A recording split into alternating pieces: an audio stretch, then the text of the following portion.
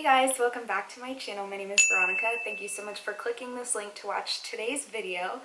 Without further ado, let's get started.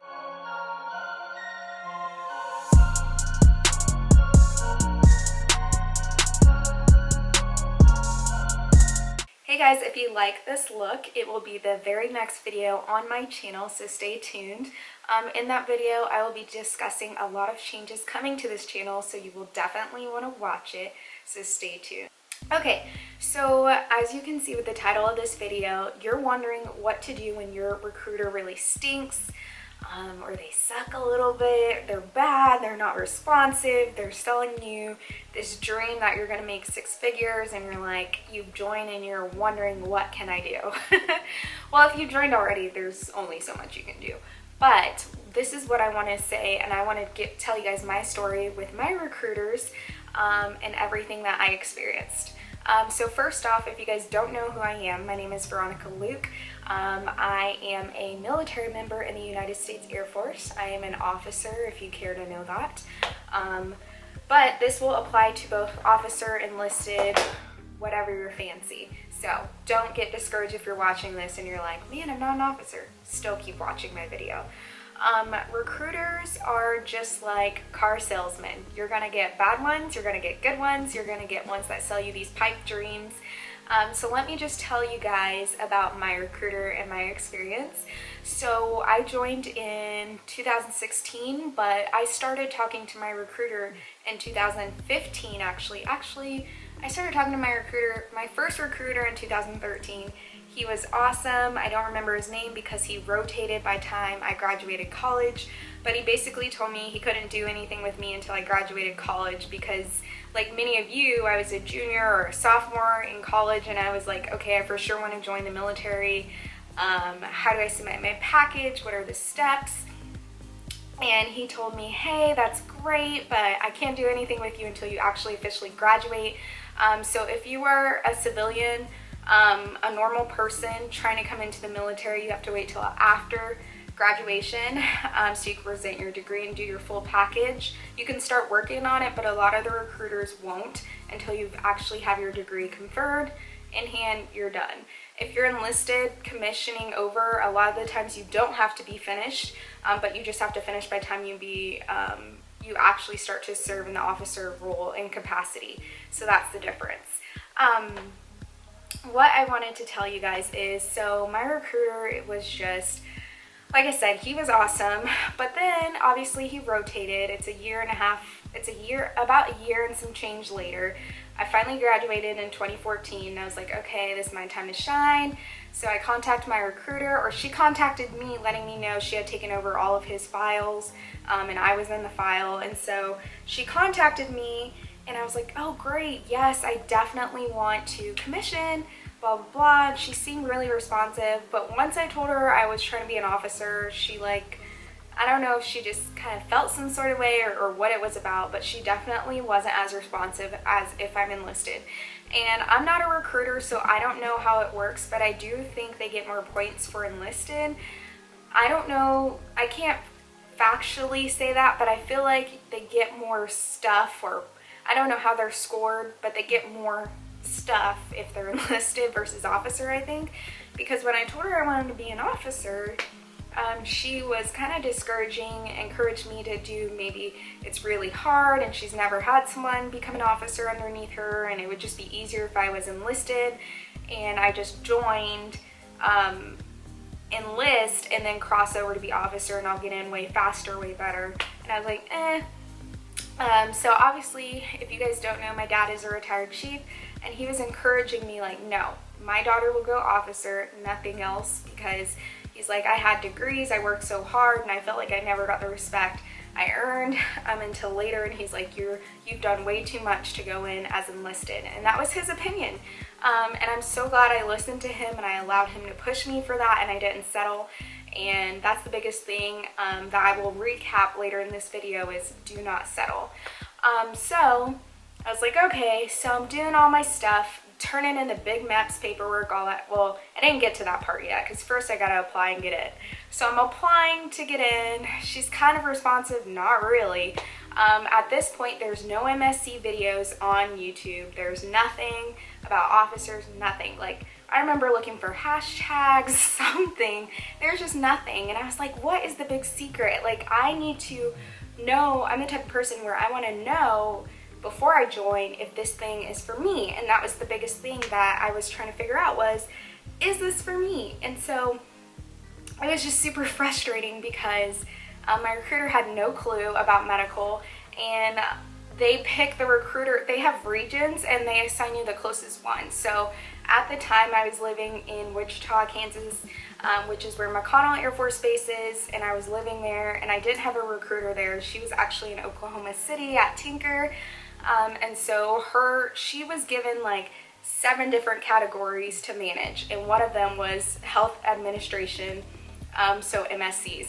And let me back up and say, I did not just find her on Google. You have to go through US Air Force or airforce.com and fill out the questionnaire, and they will have someone contact you. You cannot go to them directly. You have to go through that process. So if you're trying to find one, fill that out and someone will be in contact with you. So not only was she hard to get a hold of by phone call and email, but I'm filling out my stuff. I have questions. She's just kind of like blowing me off like, I don't know. So finally, a bunch of months back and forth, because they had pushed back the board for whatever reason, or I don't even know if that was the truth, but that's what she told me, which I think it was true. Because a lot of times, sometimes they'll go from like 4 boards to 3 to 2. I think right now they do 2 boards a year, I think.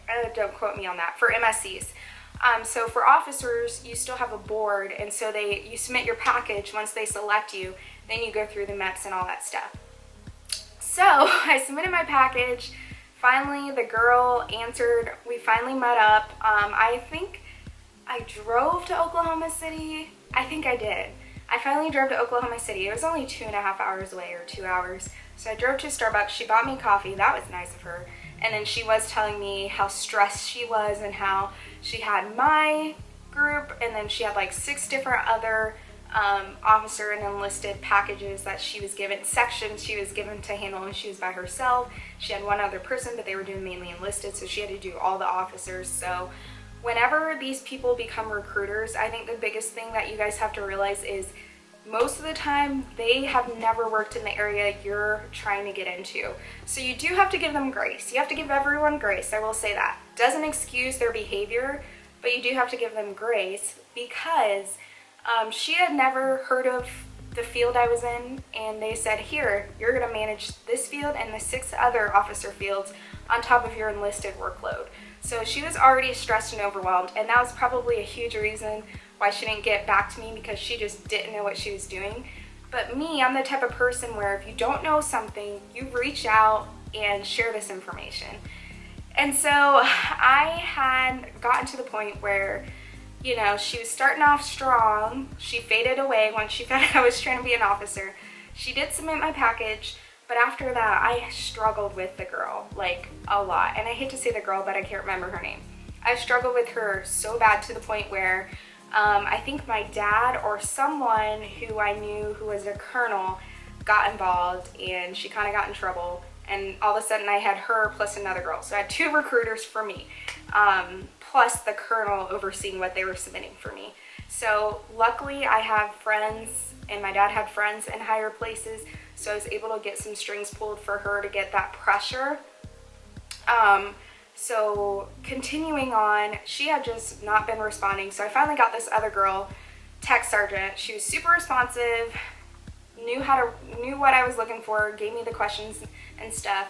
I think the biggest thing that my recruiter failed to tell me was, hey, you can't have nail polish on at MEPS, including your toes. And I had toenail polish on, and so I was really mad about that, because I'm like, why didn't she tell me? And I got down there and I basically got chewed out for that. Just like, really, lady? All you have to do is tell me I couldn't have it on. And then when I told her, she was like, oh yeah. Okay, so like I was saying, sorry, my camera overheated again, this big ring light.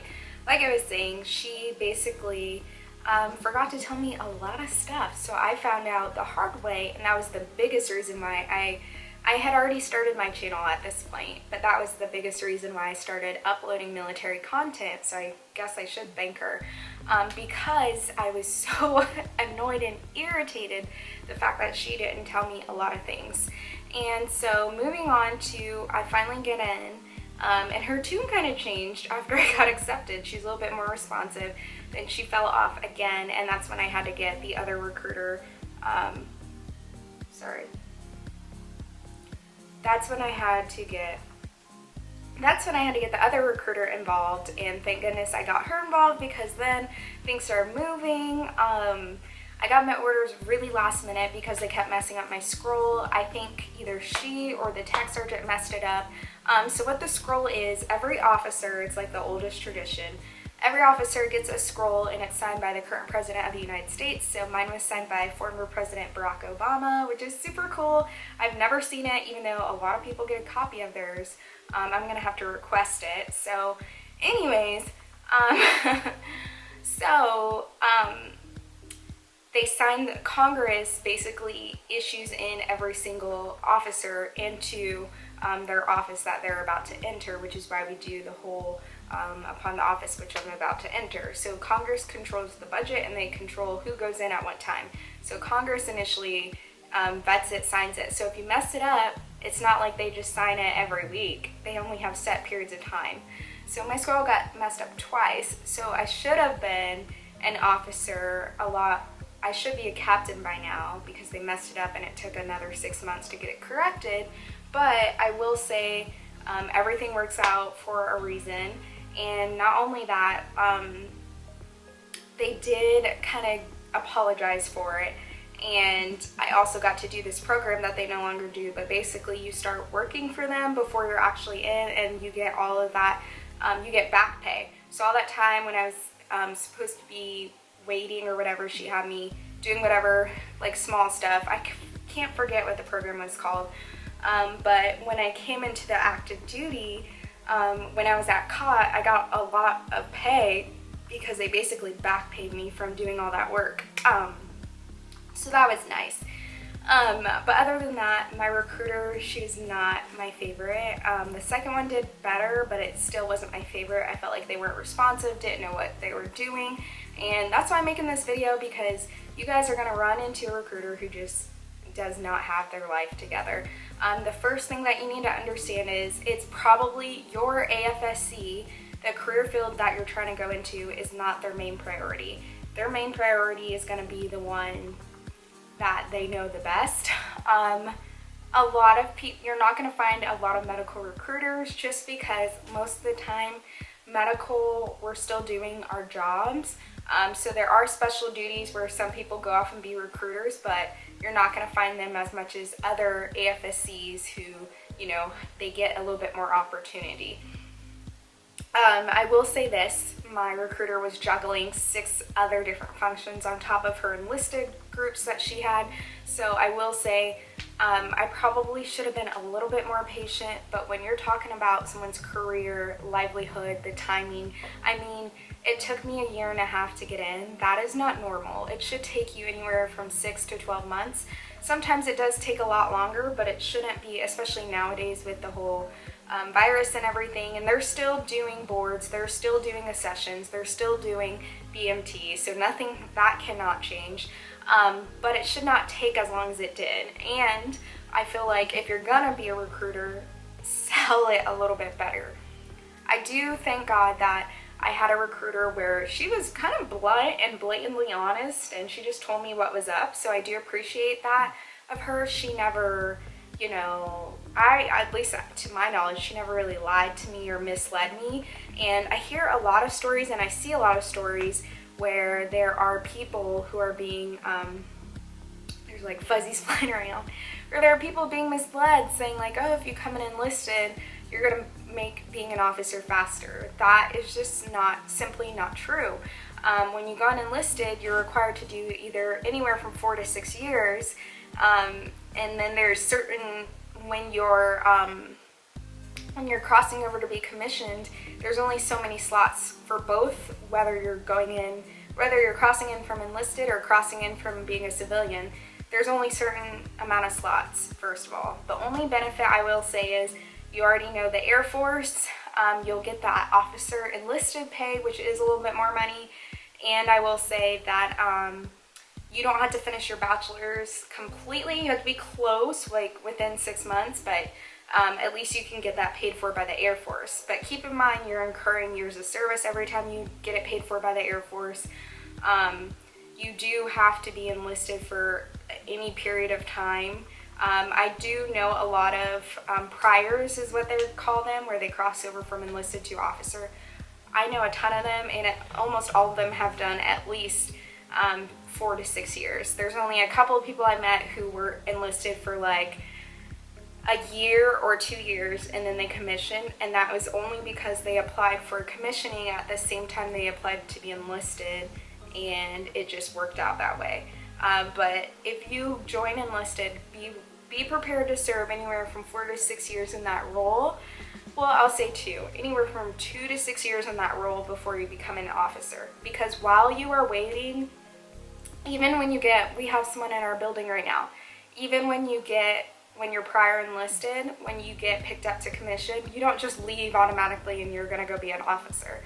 No, you wait for your date. So this person who I know, who got selected to be an officer, he just got here, and he's going in July. So he'll be here a year, I think, next month already. But he's been serving for at least 5, I think he said he has 5 or 6 years in. So there's still some time. Don't think that, oh, if I go enlisted, I can just hop over. It doesn't really work like that. I just want to let you guys know some of that, just in case you're like, oh, my recruiter's telling me this, or my recruiter's telling me like, oh, if I go in and I have my associates, I'm going to be manning this shop, they're going to listen to me. That's not true either. You come in as like a staff or a senior airman, or any types of airmen, you're going to start at the bottom toll, and they're going to treat you like you're at the bottom. And then once you make rank higher and higher, you'll get that respect, you'll get that confidence, you'll serve. So don't listen to that either. I would just say definitely ask a lot of questions.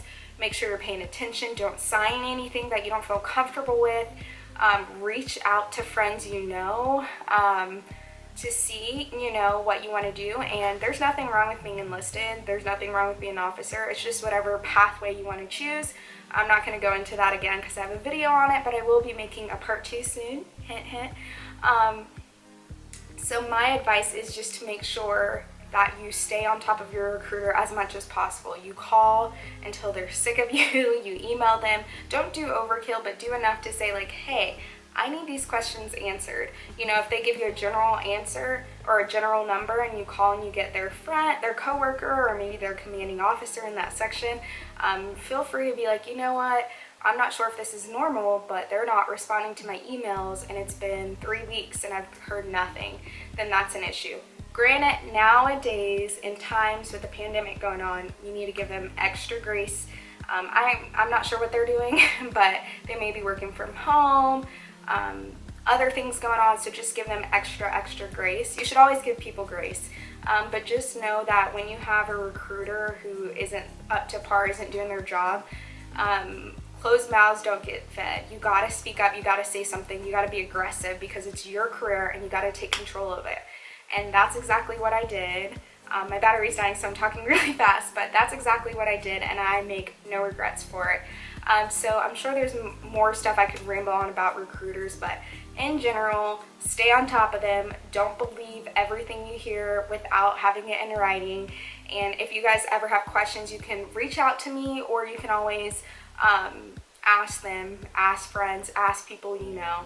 Don't fall for those fake pipe dreams. If a recruiter told me, oh, you're gonna go in and make 6 figures and you're gonna be in charge, yeah, right. I started at the bottom of the totem pole for officers and I've worked my way up. So now I'm about to hit the middle. So be realistic. Don't join just for the money or for the benefits. Join because you really want to serve.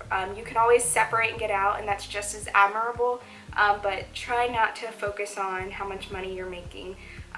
But it is a huge factor because it's a career and you got to support your family. So think about that too. So I hope I gave you guys some perspective on what it's like to have a stinky recruiter. Hang in there, be respectful and professional always, and kill them with kindness. But that's all I have for today's military video. I will catch you guys in the next one. Bye!